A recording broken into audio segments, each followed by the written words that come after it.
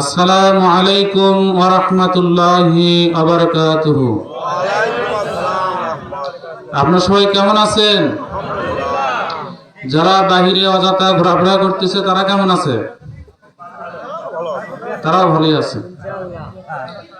আমরা যারা নিচে বসছি তারা হলো শ্রোতা, আর যে কথা বলে সে হলো বক্তা। শ্রোতার ভিতরে দুই দল থাকে, একটা হলো ডাবা শ্রোতা আর একটা হলো আলগা শ্রোতা। আলগা শ্রোতা আলাপ হয়ে বসে, পাশে কোনো শব্দ হলে উঠে কি দৌড় দেয়। আর ডাবা শ্রোতা কোরআন এবং হাদিসকে সম্মান রেখে দাবিয়ে বসে। বক্তা কোরআন এবং হাদিস থেকে যে আলোচনা করে সেগুলো শুনে এবং আমল করার চেষ্টা করে। তা আপনার ডাবা না আলগা? ডাবা শ্রোতা। আর আমরা সবাই মুসলমান নাকি? মুসলমানের ভিতরে দুই দল আছে, একটা হলো জাতের মুসলমান, একটা হলো তালের মুসলমান। জাতের মুসলমান হলো যাই ডাকে আয় রে সেদিকে যায় রে, বোঝাশোনা নাই রে। যাত্রা প্যান্ডেলও যায়, গানের প্যান্ডেলও যায়, ওয়াজের প্যান্ডেলও কি যায়, সে হলো তালের মুসলমান। আর যে জাতের মুসলমান সে যাত্রা গানের প্যান্ডেলে যায় না, অশ্লীল অন্যায় কাজে যায় না, যেখানে কোরআন এবং হাদিসের কথা হয় সেখানে জমিয়ে বসে, কোরআন হাদিস থেকে কথা শুনে আমল করার কি চেষ্টা করে। তাহলে আমরা জাতের মুসলমান না তালের মুসলমান? জাতের মুসলমান। তাহলে জাতের মুসলমানের মতো হয়ে কি ওয়াজ শুনতে হবে এবং আমল করার চেষ্টা করতে হবে। আলহামদুলিল্লাহ আলহামদুলিল্লাহ নাহমাদুহু ওয়া নাস্তাঈনুহু ওয়া নাস্তাগফিরুহ ওয়া নাউযু বিল্লাহি মিন শুরুরি আনফুসিনা মান ইয়াহদিহিল্লাহু ফালা মুদিল্লা লাহু ওয়া মান ইউদ্লিলহু ফালা হাদিয়া লাহু ওয়া আশহাদু আল লা ইলাহা ইল্লাল্লাহু ওয়াহদাহু লা শারীকা লাহু وأشهد أن محمدا عبده ورسوله الذي أرسله الله تعالى بالحق بشيرا ونذيرا وداعيا إلى الله بإذنه وسراجا منيرا. أما بعد فقد قال الله تبارك وتعالى في كلامه المجيد وفرقانه الحميد.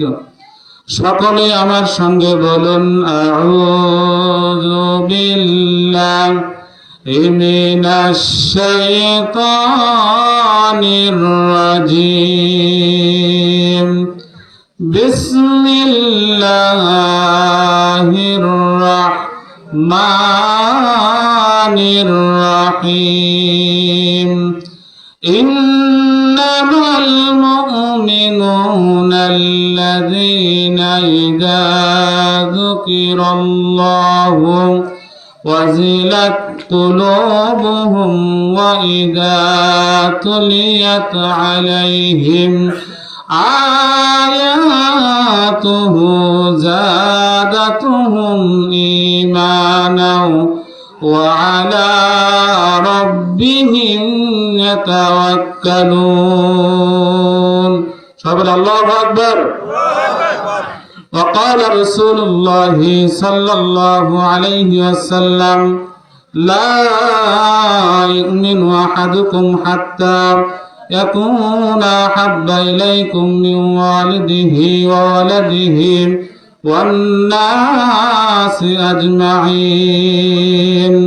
في شأن حبيبه إن الله وملائكته يصلون على النبي يا أيها الذين آمنوا صلوا عليه وسلموا تسليما. صدر شرف اللهم صل على محمد وعلى آل محمد كما صليت على إبراهيم وعلى آل إبراهيم إنك حميد مجيد اللهم بارك على محمد وعلى آل محمد كما باركت على إبراهيم وعلى آل إبراهيم إنك حميد مجيد লতা গাছে কে দিল রে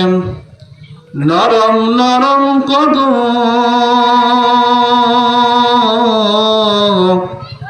তার আদেশে মৌমাছিরা মৌচাকে দেয় মধু বড় জিনিসের চাইতে দেখো ছোট জিনিসের মান হাতি ঘোড়া গন্ডার থাকিতে বকুরি হয় কুরবান পাখির কণ্ঠে কে দিল রে বৃষ্টি মধুর গান চিন্তা করে দেখো মানুষ সবই হলো আল্লাহ তাআলার দান সবাই কালমা পড়ি লা ইলাহা ইল্লাল্লাহ লা ইলাহা ইল্লাল্লাহ আপন আপন করো রে মন আপন তোমার কে ভাই বলো আর বন্ধু বলো কেউ আপন নয় যে কালমা পড়েন লা ইলাহা ইল্লাল্লাহ লা ইলাহা ইল্লাল্লাহু মুহাম্মাদুর রাসূলুল্লাহ সকলেই বলি সাল্লাল্লাহু আলাইহি ওয়াসাল্লাম। আমরা সর্বপ্রথম শুকরিয়া আদায় করছি যে মহান রব্বুল আলামিন আমাদেরকে আজকে এই গ্রামে হাজারো মানুষের মধ্যে থেকে বাছাই করে আমাদেরকে কোরআন এবং হাদিসের কথা শোনা এবং আমল করার জন্য উপস্থিত করলেন। সে আল্লাহ তাআলার দরবারে শুকরিয়া আদায় করছি। সবাই বলে আলহামদুলিল্লাহ। অতঃপর দরুদ ও সালাম বর্ষিত হোক বিশ্ব নবী জনাবে মুহাম্মদ রাসূলুল্লাহ সকলে বলি সাল্লাল্লাহু আলাইহি ওয়াসাল্লাম। তাহলে আপনারা সবাই ভালোই আছেন? জোরে বলেন, ভালো আছেন? আলহামদুলিল্লাহ। আমরা আসছি আজকে কোরআন এবং হাদিসের আলোচনা শোনার জন্য। আমাদের অনেক পরিচিত লোক আছে, বাবা আছে, মা আছে, ভাই আছে, বোন আছে, মামা আছে, খালু আছে, সবাই আছে। কিন্তু কিয়ামত যখন সংগঠিত হয়ে যাবে সেই সময় কেউ পরিচয় আসবে না। এই কোরআন, একমাত্র এই কোরআন ছাড়া কেউ আপনার কি পরিচয়ে আসবে না। সেই দিনের জন্য আমাদের যেটা প্রয়োজন, যেটা জরুরি, সেটা আমাদেরকে দুনিয়াতে কি আদায় করতে হবে, সংগ্রহ করে নিয়ে যেতে হবে সাথে করে। ভাইরা আমার, বন্ধুরা আমার, পর্দার আলের মা বোনেরা, ও মা অন্তরে কান লাগিয়ে শুনেন গো মা, কিয়ামত যখন সংগঠিত হয়ে যাবে আদরের মা বাবা পরিচয় দেবে না, আদরের সন্তানেরা পরিচয় দেবে না, আদরের খালু, আদরের মামা, আদরের বন্ধু বান্ধবকে পরিচয় দেবে না।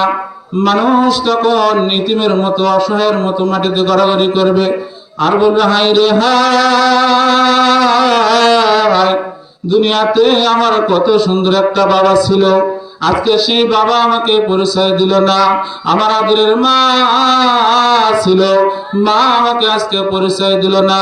আদরের সন্তান, যে সন্তানের জন্য এত কষ্ট করেছে, সেই সন্তান আজকে পরিচয় দিল না। আদরের বন্ধু বান্ধবরা কেউ পরিচয় দিল না। এই কথা বলবে আর মানুষ মাটিতে গড়াগড়ি করা শুরু করে দেবে। এমন তো অবস্থায় আল্লাহ পাকের কোরআন মানুষের রূপ ধরে আসে, বলবে, বন্ধু তোমার বাবা তোমাকে ভুলে গেছে, তোমার মা তোমাকে ভুলে গেছে, তোমার সন্তানেরা তোমাকে ভুলে গেছে, তোমার বন্ধু বান্ধব তোমাকে ভুলে গেছে, কিন্তু আমি তোমার বন্ধু, আমি তোমাকে ভুলি নাই। জোরে জোরে বলেন সুবহানাল্লাহ। মানুষ বলবে, বন্ধু তুমি আমার কোন বন্ধু? আজকে আমার পাশে এসে দাঁড়াইলে তোমাকে তো আমি চিনলাম না। আল্লাহ পাকের কোরআন বলবে বন্ধু আমি এরকম নয়, আমি হলাম আল্লাহ তাআলার কোরআন। জোরে বলেন সুবহানাল্লাহ। মানুষ বলবে বন্ধু সবাই ভুলে গেল কিন্তু তুমি কেন ভুললে না? আল্লাহ পাকের কোরআন বলবে বন্ধু দুনিয়াতে তুমি আমাকে তেলাওয়াত করেছিলে, আমাকে সম্মান করেছিলে, যেখানে এই কোরআন থেকে কথা হয়েছে সেখানে জমে বসেছিলে। আজকে আমি তোমার বন্ধু হয়ে গেলাম, তোমাকে না নেওয়া পর্যন্ত আল্লাহর জান্নাতে প্রবেশ করব না। জোরে জোরে বলেন সুবহানাল্লাহ। তাকবীর, লিল্লাহু তাকবীর। আল কোরআনের আলো, আল হাদিসের আলো। কোরআন আছে যেখানে, হাদিস আছে যেখানে, আলেম ওলামা যেখানে, গান বাজনা যেখানে। এদিকে গান বাজনা হয় না, যা তাহলে মনে হয় যে কমই হয়, এদিকে কম হয় ভালো। তাহলে আমরা যদি দুনিয়াতে এই কোরআনে কারিম তেলাওয়াত করি তাহলে মৃত্যুর পরে বলা হয়েছে ফেরেশতা দ্বারা আল্লাহ রাব্বুল আলামিন আপনার কবরেও কোরআন তেলাওয়াত জারি রেখে। জোরে বলেন সুবহানাল্লাহ। তার উদাহরণ হলো হযরত আব্দুল্লাহ ইবনে আব্বাস রাদিয়াল্লাহু তাআলা আনহু, একজন সাহাবী। হযরত আব্দুল্লাহ ইবনে আব্বাস রাদিয়াল্লাহু তাআলা আনহু বলেন আমরা কয়েকজন সাহাবী মিলিয়া একটা কাফেলা নিয়ে এক জায়গায় গিয়েছিলাম। সেখান থেকে ফেরার পথে আমাদের অজান্তে আমরা একটা কবরের উপরে তাঁবু গেড়েছিলাম। তাঁবুটি গাড়ানোর পর যখন আমরা ওই তাঁবুর ভেতরে প্রবেশ করলাম, প্রবেশ করার পরে ওই কবর থেকে এত সুন্দর কোরআনে কারিমের তেলাওয়াত হইতেছে যা আমরা জীবনে কোনোদিন শুনি নাই। ওখান থেকে বের হয়ে ছুটে গেলাম বিশ্ব নবীর দরবারে, যা বললাম ইয়া রাসূলুল্লাহ, ইয়া হাবিবাল্লাহ, নবী গো আমাদের অজান্তে আমরা একটা কবরের উপরে তাঁবু গেড়েছিলাম। তাঁবুর ভিতরে প্রবেশ করার পর আমরা ওই কবর থেকে এত সুন্দর তেলাওয়াত শুনতে পেলাম কোরআনে কারিমের, যা আমরা জীবনে কোনোদিন শুনি নাই। ইয়া রাসূলুল্লাহ কি ব্যাপার আমরা বুঝতে পারলাম না। রাসূল সাল্লাল্লাহু আলাইহি সাল্লাম বললেন ও সাহাবারা তোমরা যেহেতু শুনতে চাও জানতে চাও তাহলে শুনিয়া নাও।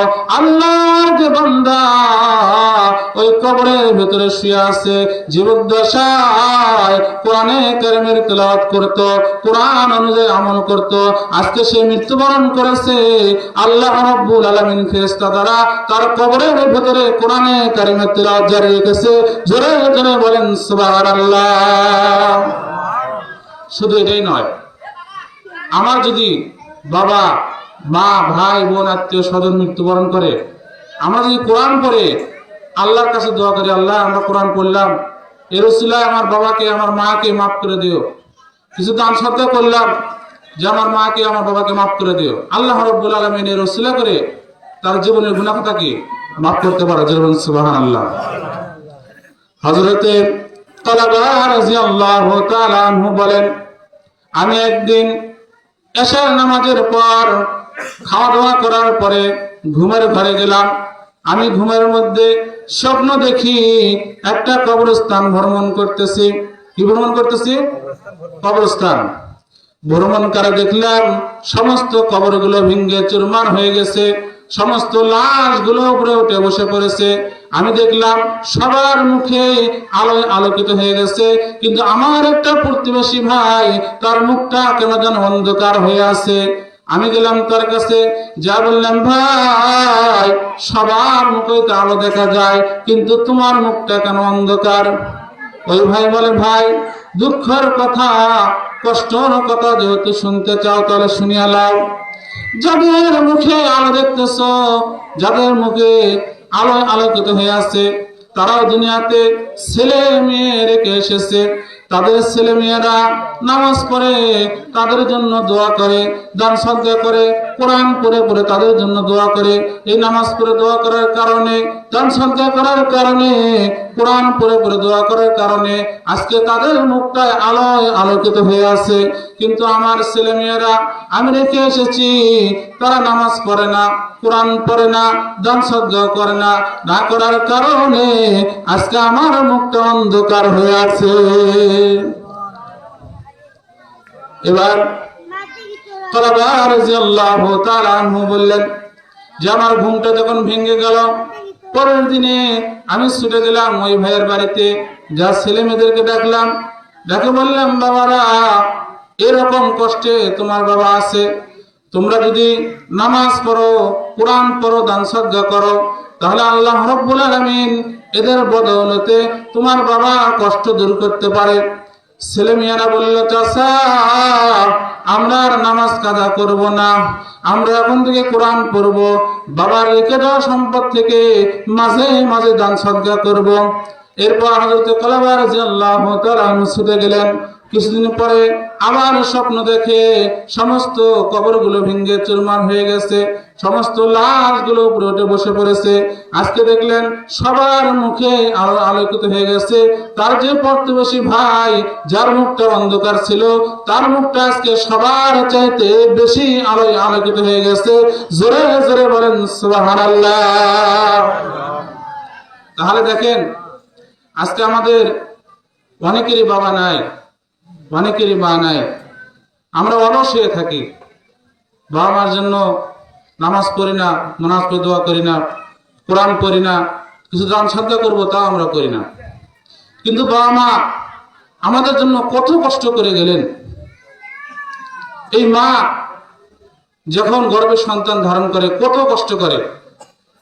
ভাইরা আমার, বন্ধুরা আমার, আমরা মার সেবা কেন করব না?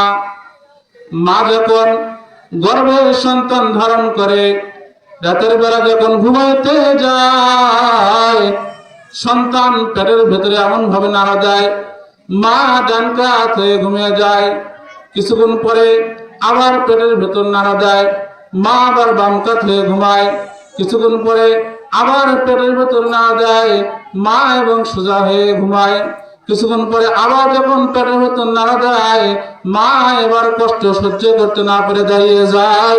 জোরে জোরে বলেন ঠিক কিনা?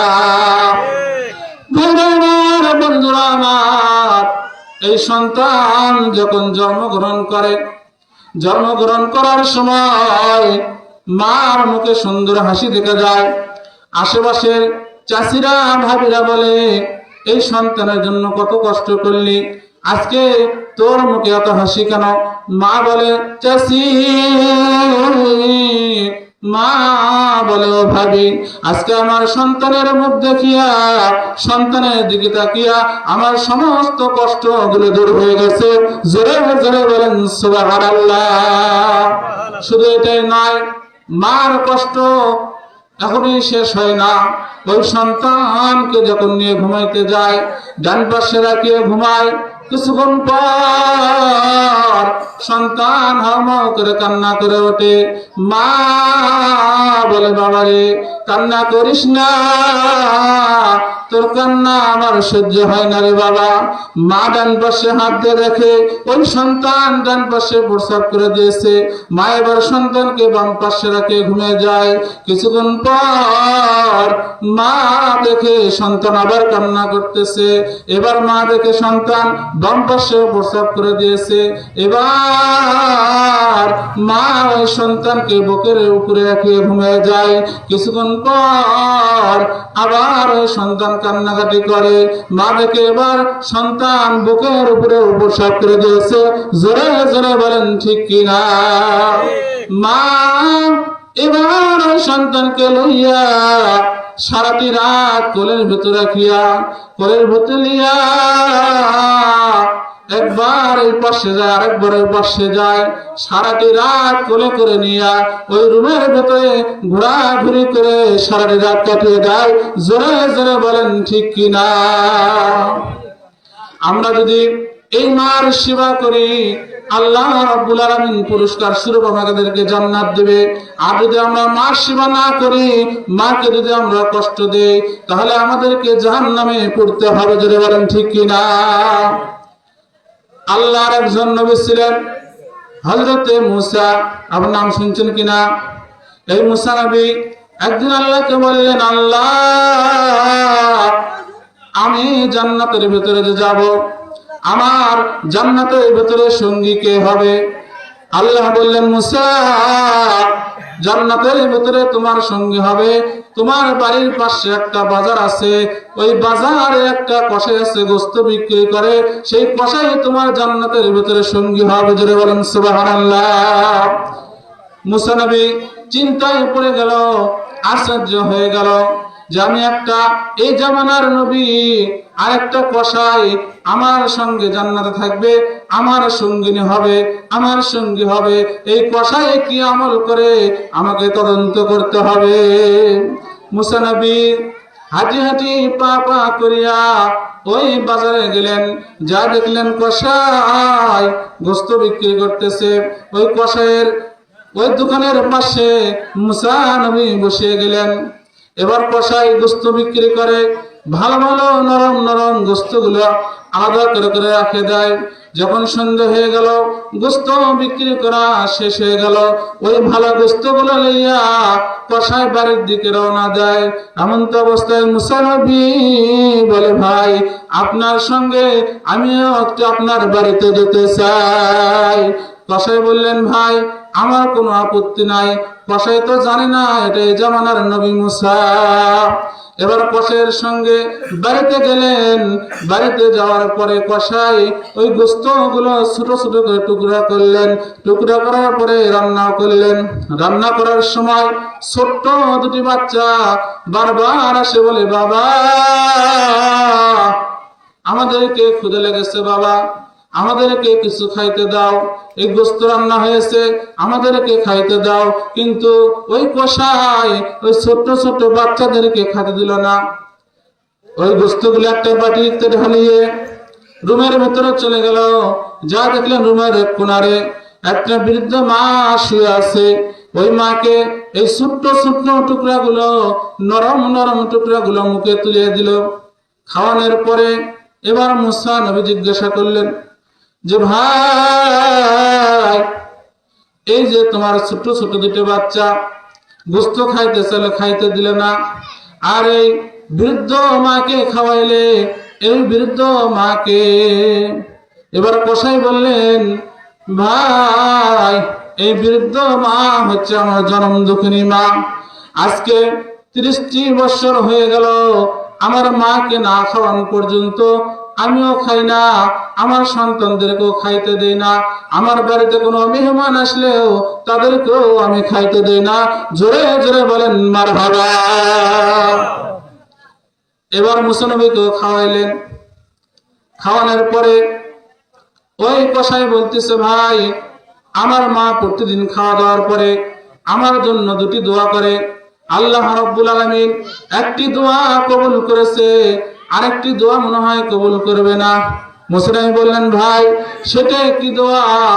এবার কসাই বলতেছে, একটি দোয়া হলো আমার মা খাওয়ার পরে দোয়া করে যে আমার বাবা আজ কখনো যেন কষ্ট পায় না, আমি কখনো কষ্ট করি না। আর দ্বিতীয় দোয়াটি হলো আমার মা দোয়া করে যে আমি নাকি এই জামানার নবী মূসা আলাইহিস সালাতু ওয়াস সালামের সঙ্গে জান্নাতে থাকবো। এটা কি সম্ভব নাকি? এবার মূসা নবী বললেন, ভাই, আল্লাহ রাব্বুল আলামিন তোমার দ্বিতীয় নাম্বার দোয়াটাও কবুল করেছে। জোরে বলেন সুবহানাল্লাহ। আল্লাহ রাব্বুল আলামিন আমাকে জানিয়ে দিয়েছে যে তুমি আমার সঙ্গে জান্নাতে থাকবে, আমি আর কেউ নয়, আমি হলাম এই জামানার নবী মূসা। জোরে জোরে বলেন সুবহানাল্লাহ। তাহলে যদি আমরা পিতামাতার খেদমত করি, তাহলে অবশ্যই এর বদলা কি ভালো হবে। আর যদি পিতামাতার খেদমত না করি, তার বদলা কি হবে? খারাপ হবে। আমি কিতাবের মধ্যে দেখলাম যে একটা যুবক ছোটবেলায় তার বাবা মারা যায়, তার মা জীবিত থাকে, গরিব মানুষ, মানুষের বাড়ি থেকে কাজ করে করে কিছু খাবার নিয়ে এসে তাকে খাওয়ায়, লালন পালন করে, লেখাপড়া করায়। লেখাপড়া করার পরে সে একটা উচ্চ শিক্ষিত হয়। শিক্ষিত হওয়ার পরে একটা স্কুলে চাকরি পায়। চাকরি পাওয়ার পর মা একদিন বললেন, বাবা, তোমাকে অনেক কষ্ট করিয়া লেখাপড়া করাইছি গো বাবা, এখন তুমি যেহেতু সুশিক্ষিত হয়েছো, চাকরিও পেয়েছো, একটা সুন্দর বিবি বাড়িতে নিয়ে আসো। মার অনুরোধে ওই সন্তান সুন্দর ফুটফুটে দেখে একটা বিবি বাড়িতে নিয়ে আসে। বিবি বাড়িতে আসার পর 1 মাস, 2 মাস, 3 মাস, 4 মাস, 5 মাস, 6 মাস স্বামীর সেবা করে, মারও সেবা করে। কিন্তু 1 বছর পর ওই বিবি বলে, স্বামী গো, তোমার সেবা করতে পারবো, তোমার খাবার রান্না করতে পারবো, তোমার কাপড় কাচতে পারবো, কিন্তু তোমার মার আমি সেবা করতে পারবো না। আর এমনকি তোমার মা যদি এই বাড়িতে থাকে, আমার পক্ষে বাড়িতে থাকা সম্ভব নয়। এবার যুবক তাকে যে কি ভূত, কি পেত্নী ভর করলো। এবার যুবক বলতেছে, বিবি গো, আমি মাকে ছাড়তে পারবো, কিন্তু তোমাকে ছাড়তে পারবো না। জোরে জোরে বলেন নাউজুবিল্লাহ। এমন তো অবস্থায় ওই যুবক মাকে বাড়ির থেকে বের করে দেয়, দিয়ে বলে, মা, তুমি বাড়িতে থাকলে আমার বিবি থাকবে না, আমি বিবিকে ছাড়তে পারবো না, তুমি আমার বাড়ির থেকে বের হয়ে যাও। মা কান্না করতে করতে বলে, বাবা রে, কত কষ্ট করে তোকে লেখাপড়া করাইছি, মানুষের বাড়ির থেকে আমি নিজে না খাইয়া নিয়ে এসে তোমাকে খাওয়াইছি রে বাবা, আজকে তুমি আমাকে চিনলে না, বিবির জন্য আজকে আমাকে বাড়ির থেকে বের করে দিলা। মা কান্না করতে করতে বড় একটা বাড়ির পাশে গিয়ে গোল ভাড়ায়, সেখানে মা বসবাস করা শুরু করলো, সেখানে থাকা শুরু করলো। এই যুবক পরের দিন স্কুলে যাইতেছে, যাওয়ার সময় চোখের ভেতরে ছোট্ট একটু ফুটা পড়িয়া যায়। পড়ার পরে চোখে এরকম হাত দিয়ে বোলায়, যতই চোখে হাত দিয়ে বোলায় ওই চোখে কম দেখা শুরু হয়ে যায়। জোরে জোরে বলেন মারহাবা।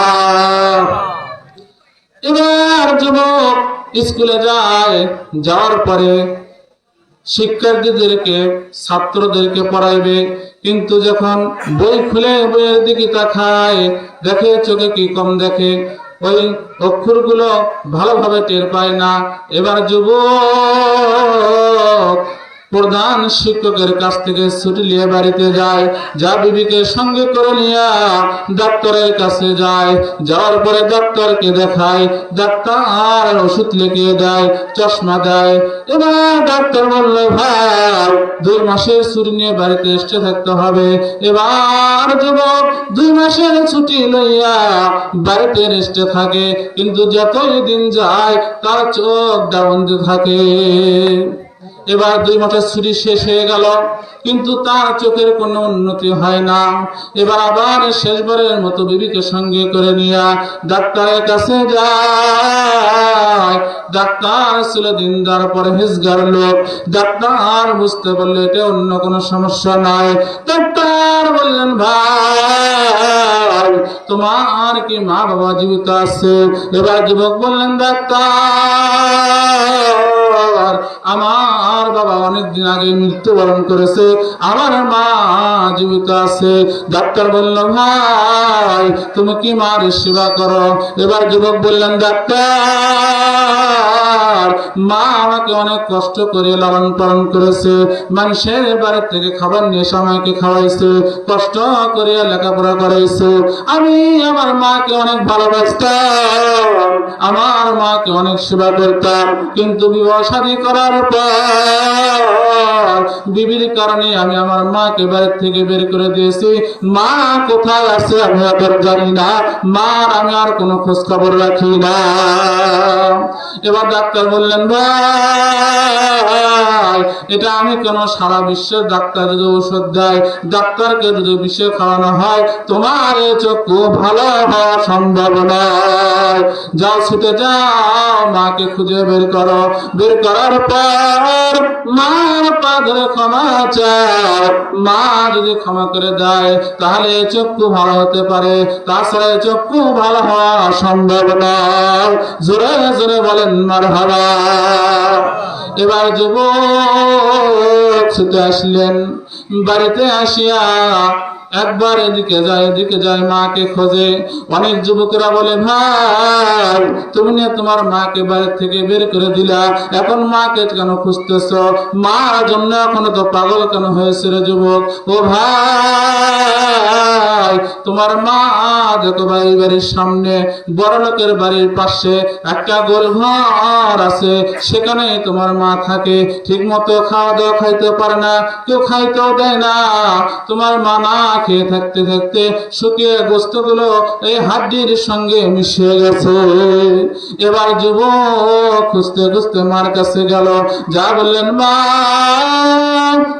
মা বলে, কে রে বাবা? যুবক বলে, মা আর কেউ নয়, আমি তোমার সন্তান। মা বলে, বাবা রে, তুমি না বিবির কারণে আমাকে বাড়ি থেকে বের করে দিলা, আজকে কেন আমার কাছে আসছো? এবার যুবক বলে, মা গো মা, আমি অনেক ভুল করেছি মা। ভুল করার কারণে আমার চক্ষুটা ড্যামেজ হয়ে গেছে মা। তুমি যদি আমাকে ক্ষমা না করো, আমার এই চক্ষু আর কোনোদিন ভালো হবে না মা। মা বলে, বাবা তুমি পাষাণ হতে পারো, তুমি বাড়ির থেকে বের করে দিতে পারো, কিন্তু মা কোনোদিন পাষাণ হয় না। মায়ের দোয়া লও হে মুমিন, মায়ের দোয়া লও, বিপদে পড়বে না কখনো, মায়ের দোয়া লও। এই জন্য ভাইরা আমার, বন্ধুরা আমার, মায়ের দোয়া সবসময় নিতে হবে। এবার মা বলে, যুবক মা বলে, বাবা তুমি পাষাণ হতে পারো, মারা কখনো পাষাণ হয় না। আমি সমস্ত কষ্টগুলো, সমস্ত দুঃখগুলো ভুলে গেলাম বাবা, আমি তোমাকে ক্ষমা করে দিলাম। জোরে জোরে বলেন সুবহানাল্লাহ। ওই যুবক বলে, মা ক্ষমা করে দেওয়ার পর একদিন যায় চক্ষু ভালো হয়, আরেকদিন যায় চক্ষু ভালো হয়, এইরকম একদিন, 2 দিন, 3 দিন, যাতে যাতে 1 মাসের মধ্যে চক্ষু আগে যেরকম ছিল তার চাইতেও আরো বেশি আলোকিত হয়ে গেল। জোরে জোরে বলেন সুবহানাল্লাহ। তাহলে মা বাবার সেবা করার দরকার আছে না নাই? শুধু এটাই নয়, আল্লাহ রাসূলের একজন সাহাবী ছিলেন হযরত আরকামা রাদিয়াল্লাহু তাআলা আনহু। সে একদিন মৃত্যুর শয্যায় চলে গেছে, কিন্তু মুখ দিয়ে কালেমা বের হয় না। ওই সাহাবীর বিবি আরকামা রাদিয়াল্লাহু তাআলা আনহুর বিবি ছুটে গেলেন বিশ্ব নবীর দরবারে, যা বললেন, ইয়া রাসূলুল্লাহ, নবী গো, আমার স্বামী মৃত্যু শয্যায় চলে গেছে, কিন্তু মুখ দিয়ে কালেমা বের হয় না। আল্লাহর নবী বিশ্ব নবী বললেন, ও সাহাবারা, ছুটে যাও আরকামার বাড়িতে, যা খোঁজ নাও আরকামার মা বাবা জীবিত আছে কিনা। সাহাবারা বললেন, ইয়া রাসূলুল্লাহ, ইয়া হাবিবাল্লাহ, নবী গো, আরকামার বাবা অনেক দিন আগেই মৃত্যুবরণ করেছে, আরকামার মা জীবিত আছে। আল্লাহর নবী বিশ্ব নবী বললেন, যাও ছুটে যাও আরকামার মাকে বলো যে আল্লাহর নবী বিশ্ব নবী আপনাকে ডেকেছে, আপনি যদি যেতে পারেন তা যান, আর যদি যেতে না পারেন আল্লাহর নবী আপনার বাড়িতে আসবে। এবার আরকামার মাকে গিয়ে সংবাদ দেওয়ার সঙ্গে সঙ্গে বললেন, আমি বিশ্ব নবীর দরবারে যাব, আমাকে নিয়ে যাও। এবার আরকামার মাকে নিয়ে আসা হলো। নিয়ে আসার পর আল্লাহর নবী বিশ্ব নবী বললেন, ও আরকামার মা, আরকামা আপনার কাছে কেমন সন্তান, আপনার কেমন সন্তান ছিল? এবার আরকামার মা বললেন, ইয়া রাসূলুল্লাহ, ইয়া হাবিবাল্লাহ, নবী গো, আরকামা আমার খুব ভালো সন্তান ছিল, কিন্তু একদিন বিবির কথা শুনিয়া আমাকে অধিকার থেকে বঞ্চিত করেছিল। আমি সেদিন বলেছিলাম, বাবা আজকে বিবির কথা শুনিয়ে আমাকে বঞ্চিত করলে মৃত্যুর সময় যেন তোমার মুখ দিয়ে কালেমা বের না হয়। আল্লাহ নবী বললেন, ও সাহাবারা, অনেকগুলো খড়ি লাকড়ি জোগাড় করো, তেল ঢালিয়ে দাও, আগুন জ্বালিয়ে দাও, আর ভেতরে আর কামাকে ফেলিয়ে দাও। আর আমার মা বললেন, ইয়া রাসূলুল্লাহ, ইয়া হাবিবাল্লাহ, নবী গো, আমার সামনে আমার সন্তানকে আগুনে পুড়ে মারবেন না, আমি এই দৃশ্য দেখতে পারবো না। আল্লাহ নবী বললেন, এ আর আমার মা, যদি এই দৃশ্য দেখতে না চান তাহলে আর কামাকে ক্ষমা করে দেন। এবার আর কামার মা বললেন, ইয়া রাসূলুল্লাহ, ইয়া হাবিবাল্লাহ, আমার ছেলে যেহেতু ভুল করেছে, আমি সমস্ত কষ্টগুলো ভুলে গিয়ে আমার ছেলেকে ক্ষমা করে দিলাম। এবার ক্ষমা করে দেওয়ার সঙ্গে সঙ্গে আর কামার মুখ দিয়ে জারি হয়ে গেল, লা ইলাহা ইল্লাল্লাহু মুহাম্মাদুর রাসূলুল্লাহ। তাকবীর, লিল্লাহি তাকবীর, লিল্লাহি তাকবীর। আল কোরআনের আলো, আল হাদিসের আলো, লিল্লাহি তাকবীর। তাহলে পিতামাতার খিদমত করার দরকার আছে কিনা? একজন ইমানদারের জন্যই সম্ভব পিতামাতার খিদমত করা। একজন নামাজি ব্যক্তির জন্য সম্ভব পিতামাতার খিদমত করা। একজন নামাজি ব্যক্তি কখনো জিনা করতে পারবে না, কখনো মিথ্যা কথা বলতে পারবে না, কখনো সুদ খেতে পারবে না, কখনো ঘুষ খেতে পারবে না। আল্লাহর নবী, বিশ্ব নবী জনাবে মুহাম্মদ রাসূলুল্লাহ সাল্লাল্লাহু আলাইহি সাল্লাম প্রতিদিন ফজর নামাজের পর সাহাবীদেরকে মুখ করে ঘুরে বলতেন যে, তোমরা কেউ কোনো স্বপ্ন দেখেছো কিনা? যদি দেখে থাকো তাহলে বলে দাও, এই স্বপ্নের কি অর্থ, কি তদবির আমি বলে দেব। একদিন আল্লাহর নবী বিশ্ব নবী বললেন এরকম কথা। সাহাবায়ে কেরাম বললেন, ইয়া রাসূলুল্লাহ, আমরা এরকম কি দেখি নাই। তখন আল্লাহর নবী বিশ্ব নবী বললেন যে, আমি আজকে রাতের বেলা একটা স্বপ্ন দেখেছি, সেটা তোমাদের মাঝে আমি বলতে চাই। সাহাবায়ে কেরাম বললেন, ইয়া রাসূলুল্লাহ, বলেন।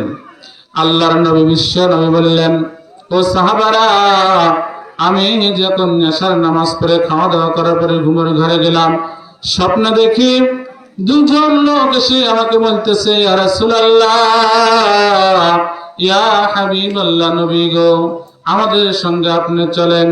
আমি ওই দুইজন ব্যক্তির সঙ্গে গেলাম। যাওয়ার পরে দেখলাম একটা লোক জমিনে শুয়ে আছে, আর কিছু লোক পাথর তার মাথায় মারতেছে। এই পাথরগুলো ওখান থেকে ছিটকায়া চলে যাইতেছে, তার মাথাটা এরকম ফেটে যাইতেছে। আবার এই পাথরগুলো যখন কুড়াইয়া নিয়ে আসা হয়, তার মাথাটা আবার ভালো হয়ে যায়। আল্লাহর নবী বিশ্ব নবী বললেন, ও ভাইরা, এর অপরাধটা কি, এর দোষটা কি, কি জন্য এরকম শাস্তি দেওয়া হইতেছে, আর কতদিন পর্যন্ত এরকম শাস্তি দেওয়া হবে? দুইজন ব্যক্তি বললেন, ইয়া রাসূলুল্লাহ, ইয়া হাবিবাল্লাহ, নবী গো, এই ব্যক্তির রাসূল কোরআনের হাফেজ, কোরআন পড়া জানতো, কিন্তু সে অনুযায়ী নিজেও আমল করতো না, মানুষকেও দাওয়াত দিত না, আমল করার কথা বলতো না, না করার কারণে আজকে তাকে এরকম শাস্তি দেওয়া হইতেছে। আল্লাহর নবী বিশ্ব নবী বললেন, কতদিন পর্যন্ত এরকম শাস্তি দেওয়া হবে? দুইজন ব্যক্তি বললেন, ইয়া রাসূলুল্লাহ, ইয়া হাবিবাল্লাহ, নবী গো, কিয়ামত পর্যন্ত এরকম শাস্তি দেওয়া হবে। এরপরে দুজন ব্যক্তি বললেন, ইয়া রাসূলুল্লাহ, সামনের দিকে চলুন। আল্লাহর নবী বিশ্ব নবী বললেন, এবার সামনের দিকে গেলাম। যাওয়ার পরে দেখলাম একটা লোক জমিনে বসে আছে, আর একটা লোক লোহার একটা কেসি দ্বারা এরকম গাল এক পাশ থেকে কাটতে কাটতে এই পাশে যাইতেছে। এই পাশে থেকে যাওয়ার পরে যখন এই পাশে যায়, তখন এই পাশের গালটা আবার ভালো হয়ে যায়। এই পাশ থেকে যখন এই পাশে আসে, তখন এই পাশেরটা আবার ভালো হয়ে যায়। আল্লাহর নবী বিশ্ব নবী বললেন, ও ভাইয়েরা, এর অপরাধটা কি, কি জন্য এরকম শাস্তি দেওয়া হইতেছে, আর কতদিন পর্যন্ত এরকম শাস্তি দেওয়া হবে? ওই দুইজন ব্যক্তি বললেন, ইয়া রাসূলুল্লাহ, ইয়া হাবিবাল্লাহ, নবী গো, এই ব্যক্তি দুনিয়াতে ছিল মিথ্যুক, কথায় কথায় মিথ্যা কথা বলতো, মানুষকে মিথ্যা ধোঁকা দিত, মানুষকে মিথ্যা অপবাদ দিত, এই কারণে আজকে তাকে এরকম শাস্তি দেওয়া হইতেছে। আল্লাহর নবী বিশ্ব নবী বললেন, কতদিন পর্যন্ত এরকম শাস্তি দেওয়া হবে? ওই দুইজন বললেন, ইয়া রাসূলুল্লাহ, ইয়া হাবিবাল্লাহ, নবী গো, কিয়ামত পর্যন্ত এরকম শাস্তি দেওয়া হবে। এরপরে দুইজন ব্যক্তি বললেন, ইয়া রাসূলুল্লাহ, ইয়া হাবিবাল্লাহ, নবী গো, সামনের দিকে চলেন। আল্লাহর নবী বিশ্ব নবী বললেন, এবার সামনের দিকে অগ্রসর হলাম, দেখলাম একটা রক্তের পুকুর, রক্তের একটা নহর দেখা যায়। ওই নহরের ভিতরে, ওই পুকুরের ভিতরে কিছু লোক এরকম ডুবতেছে আর উঠতেছে। তারা যখন উপর দিকে উঠতে চায়, তখন ওই পুকুরের পারে কিছু লোক এরকম বড় বড় পাথর নিয়ে দাঁড়িয়ে আছে। ওই পাথর নিক্ষেপ করে তাদেরকে আবার ওই পুকুরের ভিতরে কিরালিয়ে দেয়। আল্লাহ নবী বিশ্ব নবী বললেন, ও ভাইয়েরা, আর আপনারটাকে কি কারণে এরকম শাস্তি দেওয়া হইতেছে? দুইজন ব্যক্তি বললেন, ইয়া রাসূলুল্লাহ, ইয়া হাবিবাল্লাহ, নবী গো, এরা ছিল দুনিয়াতে সুদখোর, এরা ছিল দুনিয়াতে ঘুষখোর, এই কারণে তাদেরকে আজকে এরকম শাস্তি দেওয়া হইতেছে। আল্লাহর নবী বললেন, ভাই, কতদিন পর্যন্ত এরকম শাস্তি দেওয়া হবে? ওই দুইজন ব্যক্তি বললেন, এদেরকে কিয়ামত পর্যন্ত এরকম শাস্তি দেওয়া হবে। জোরে জোরে বলেন নাউযুবিল্লাহ। এরপরে বললেন, ইয়া রাসূলুল্লাহ, সামনের দিকে চলেন। আল্লাহর নবী বললেন, এবার ওই দুইজনের সঙ্গে আমি সামনের দিকে গেলাম। যাওয়ার পরে দেখলাম চুলার মতো একটা গর্ত দেখা যায়, যার উপর দিকে খুব সংকীর্ণ আর নিচের দিকে খুবই প্রশস্ত। তার ভিতর থেকে এরকম আগুন দাউ দাউ করে উপরের দিকে জ্বলতেছে আর উঠতেছে। আগুন যখন উপরের দিকে ওঠে, কিছু সংখ্যক নারী আর পুরুষ উলঙ্গ অবস্থায় ওই আগুনের সঙ্গে উপরের দিকে ওঠে। আগুন যখন নিচ দিকে যায়, ওই উলঙ্গ অবস্থায় ছেলে মেয়েগুলো আগুনের সঙ্গে নিজ দিকে যায়। আল্লাহর নবী বিশ্ব নবী বললেন, ও ভাইয়েরা, এদের আপনারটা কি কারণে এরকম শাস্তি দেওয়া হইতেছে? ওই দুইজন বললেন, ইয়া রাসূলুল্লাহ, ইয়া হাবিবাল্লাহ, নবী গো, এরা দুনিয়াতে ছিল জিনাখোর, হেলায় খেলায় জিনা করতো, আজকে করার কারণে তাদেরকে এরকম শাস্তি দেওয়া হইতেছে। আল্লাহর নবী বিশ্ব নবী বললেন, ভাই, কদিন পর্যন্ত এরকম শাস্তি দেওয়া হবে? ওই দুইজন ব্যক্তি বললেন, ইয়া রাসূলুল্লাহ, ইয়া হাবিবাল্লাহ, নবী গো, কিয়ামত পর্যন্ত এরকম শাস্তি দেওয়া হবে। জোরে জোরে বলেন নাউযুবিল্লাহ।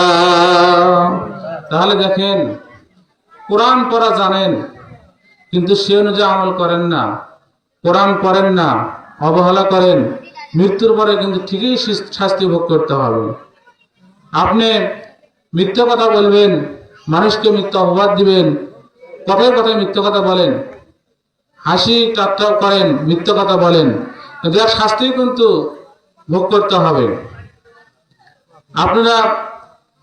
আমরা অনেকেই হেলায় খেলায় অনেক কথা বলি, যেগুলো কথা জিনার চাইতেও বেশি মারাত্মক। এগুলো কথা কি বলা যাবে না। লিল্লাহি তাকবীর।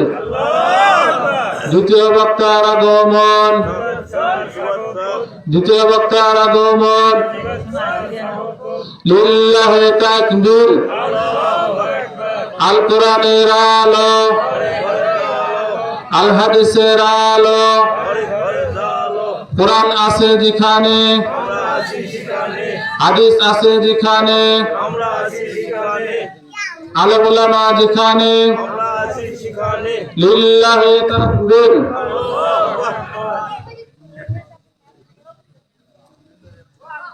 যেহেতু মঞ্চে দ্বিতীয় বক্তা উপস্থিত, বক্তাকে রেখে কথা বলা ঠিক না, আবার রাত 12টার আগেই কিন্তু শেষ করতে হবে। এজন্য কোরআন এবং হাদিস থেকে যেগুলো কথা বলার চেষ্টা করেছি, ভুল ভ্রান্তিগুলো ক্ষমা করে দিবেন। আর যেগুলো আমল করার মতো, আমরা সবাই আমল করার চেষ্টা করবো ইনশাআল্লাহ। আল্লাহ রাব্বুল আলামিন আমাদের সবাইকে কোরআন এবং হাদিস থেকে আমল করার তৌফিক দান করুন। সবাই আল্লাহুম্মা আমিন। আসসালামু আলাইকুম ওয়া রাহমাতুল্লাহি ওয়া বারাকাতুহু।